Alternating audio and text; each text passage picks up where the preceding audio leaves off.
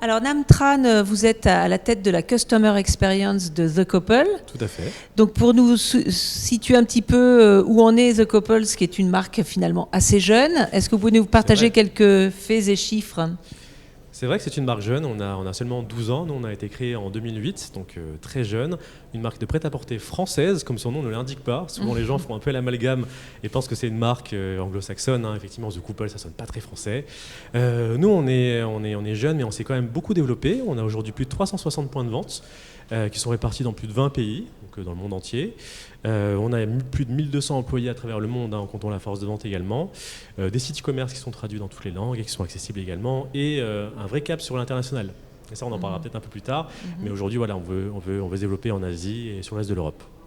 Alors, vous avez récemment retravaillé votre positionnement. Est-ce que vous pouvez nous en parler, la place qu'a pris le digital là-dedans ? Oui, bien sûr. Le digital, finalement, si on regarde 2 ans en arrière, ça représentait seulement 13% du chiffre d'affaires du total de la marque. Donc ça, c'est un point assez important. Et aujourd'hui, voilà, avec les années, donc 2 années plus tard, on est à 16%, avec comme objectif, effectivement, d'atteindre les 20% dans 3 ans. Donc il y a un vrai désir, voilà, d'aller vers le digital et de renforcer justement les capacités à se digitaliser. Chose effectivement parlante, c'est le lancement de notre nouveau site. On a eu le plaisir de faire un replatforming en novembre de l'année dernière. Donc voilà, avec un nouveau site qui est repensé sur l'UX, qui est repensé sur le contenu, qui est repensé également en termes de services. Voilà, en fait, un nouveau site tout beau, tout neuf. Je vous invite à aller le voir. Il est lancé depuis fin novembre. Donc voilà, il est pensé selon toutes vos attentes. Donc c'est génial. Et la volonté vraiment première qu'on a, nous, c'est d'en faire un digital flagship premium et customer-centric, à la fois en développant justement l'aspect contenu. Encore une fois, je pense que sur le contenu, on avait du boulot à faire et on l'a fait sur du contenu éditorial. On voulait créer beaucoup plus de contenu immersif. C'est un contenu que vous produisez vous-même ou... Exactement, oui. On produit nous-mêmes. On a des shoots et on a pas mal d'artistes chez nous qui s'occupent de faire tous les contenus.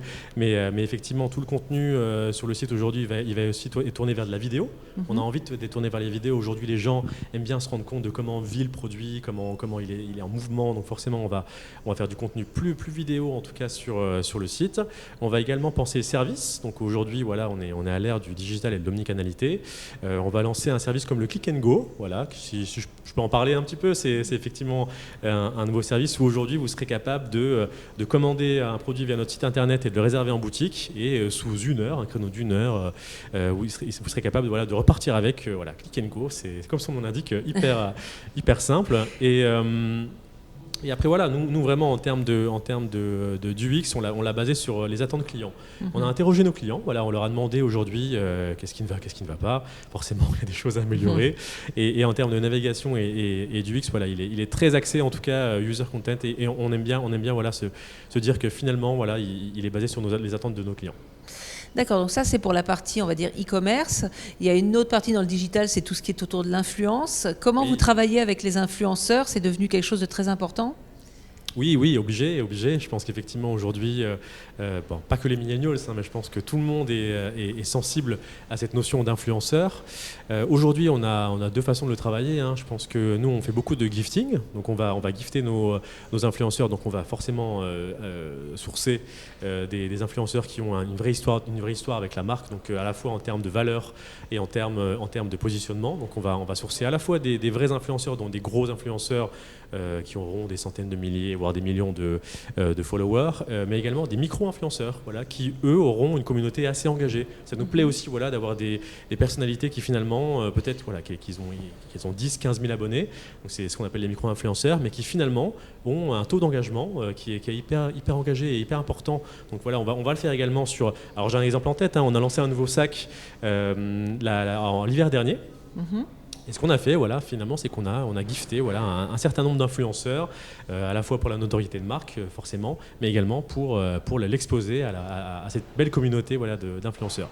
La deuxième, forcément, elle est payante aussi, mais c'est cette partie justement d'événements, donc l'événementiel. Donc nous, on a la chance d'avoir un beau showroom.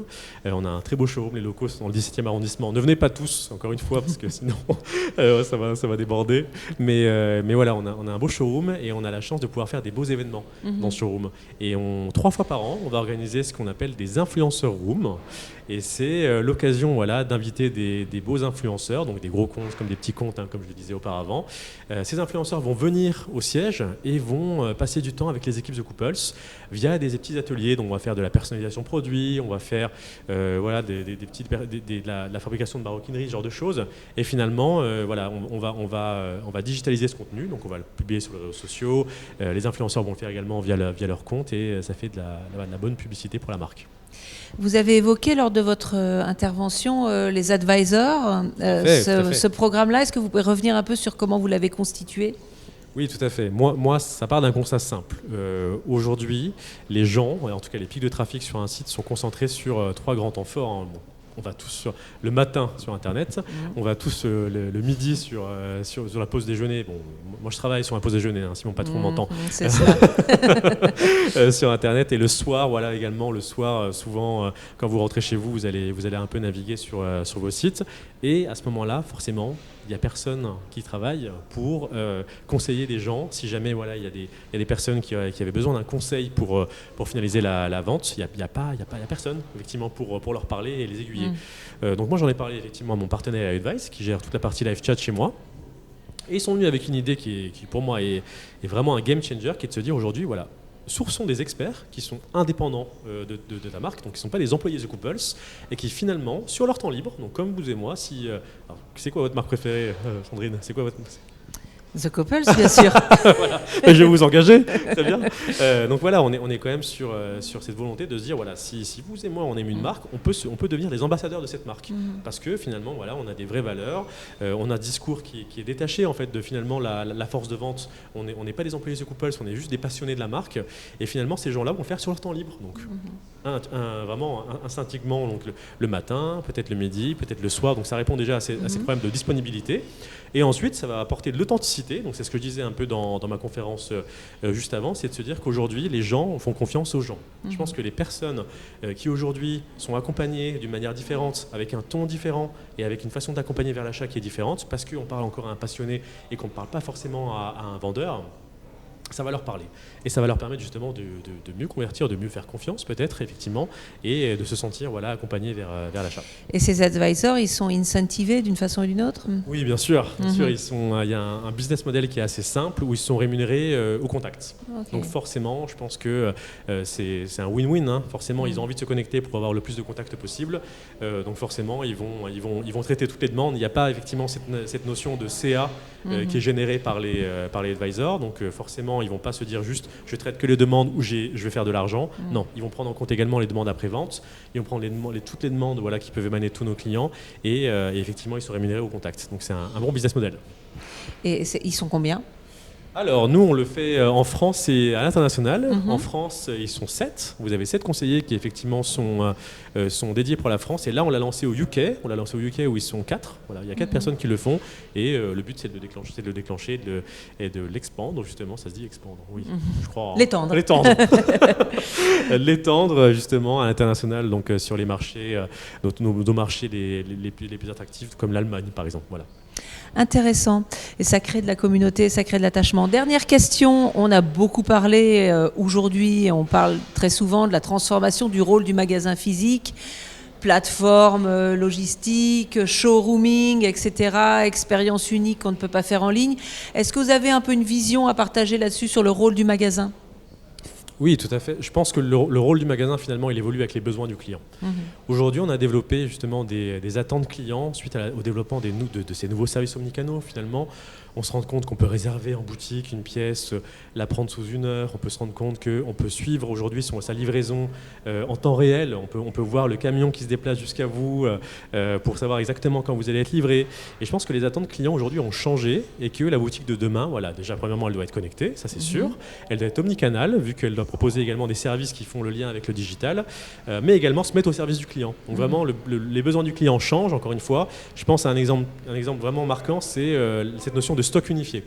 Aujourd'hui, quand vous allez commander sur le site internet ou être en magasin, un des pain points qu'on rencontre le plus souvent, c'est le manque de stock. Si effectivement c'est dramatique, vous allez dans une boutique et vous voulez acheter, on vous dit finalement que la pièce n'est plus disponible, là c'est comme retirer le pain de la bouche d'un enfant, c'est dramatique.